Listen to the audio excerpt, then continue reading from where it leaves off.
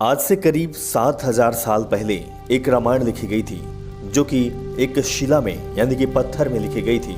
और ये वाल्मीकि जी के रामायण से पहले लिखी गई थी। लेकिन दुर्भाग्य था कि इस रामायण को समुद्र के गहराइयों में दफन कर दिया गया है, जो कि आज भी इस समुद्र के गहराई में रामायण है। लेकिन इस रामायण को बाहर कौन निकालेगा, कौन जानने की कोशिश करेगा, ये भी एक अचूक चीज है। लेकिन आज हम आपको बताएंगे कि आखिर वाल्मीकि जी के रामायण से पहले आखिर ये रामायण कौन लिखा था और इस रामायण को समुद्र के गहराइयों में क्यों फेंक दिया गया है। ये सवाल लोगों के जहन में आता है और इसी सवाल का जवाब आज हम आपको देंगे।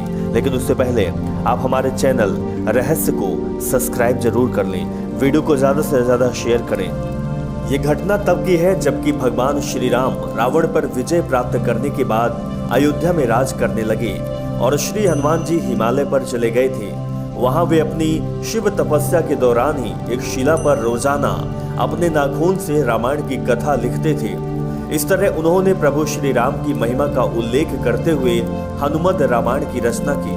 कुछ समय बाद महर्षि वाल्मीकि ने भी वाल्मीकि रामायण लिखी और लिखने के बाद उनके मन में इसे भगवान शंकर को दिखाकर उनको समर्पित करने की इच्छा हुई। वे अपनी रामायण लेकर शिव के धाम कैलाश पर्वत पहुंच गए। वहां उन्होंने हनुमान जी और उनके द्वारा लिखी गई हनुमद रामायण को देखा। हनुमद रामायण के दर्शन कर वाल्मीकि जी निराश हो गए।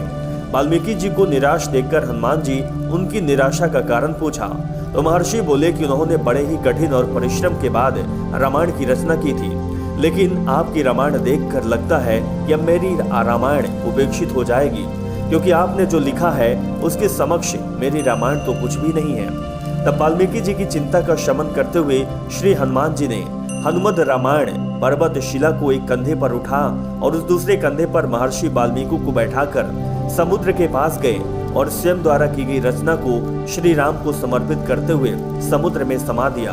तभी से हनुमान द्वारा रची गई हनुमद रामायण उपलब्ध नहीं है। वह आज भी समुद्र में पड़ी है, लेकिन कौन ढूंढेगा उसको और कौन निकालने की कोशिश करेगा। कहते हैं कि कालिदास के काल में एक पट्टिका को समुद्र के किनारे पाया गया था, जिसे एक सार्वजनिक स्थान पर टांग दिया गया था ताकि विद्यार्थी उस पर लिखी गूढ़ लिपि को समझकर पढ़कर उसका अर्थ निकाल सके। ऐसा माना जाता है कि कालिदास ने उसका अर्थ निकाल लिया था और वे इसे जान गए थे कि पट्टिका कोई और नहीं अपितु हनुमान जी द्वारा रचित हनुमद रामायण का एक अंश है, जो कि जल के साथ प्रवाहित होकर यहाँ तक आ गया है। महाकवि कालिदास के हाथ वही पट्टिका लग गई थी। उसे पाकर तुलसीदास ने अपने आप को भाग्यशाली माना। उन्हें हनुमद रामायण के श्लोक का एक पद भी प्राप्त हुआ, जिसमें लिखा गया कि पवन कुमार ने रचा और शिलाओं पर लिखा था, परंतु वाल्मीकि ने जब अपनी रामायण रची तब यह समझकर इस रामायण में कौन पढ़ेगा, श्री हनुमान जी ने प्रार्थना करने उनकी आज्ञा में इस महानाटक को समुद्र में स्थापित करा दिया।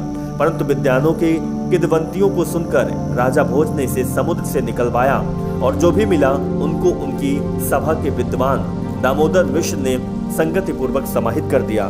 कहा जाता है कि रामायण पहले ही लिखी गई थी, लेकिन हनुमान जी का मकसद ये नहीं था कि उसको जाना जाए, बल्कि वो तो भगवान राम के अनंत भक्त थे और उनकी तपस्या थी।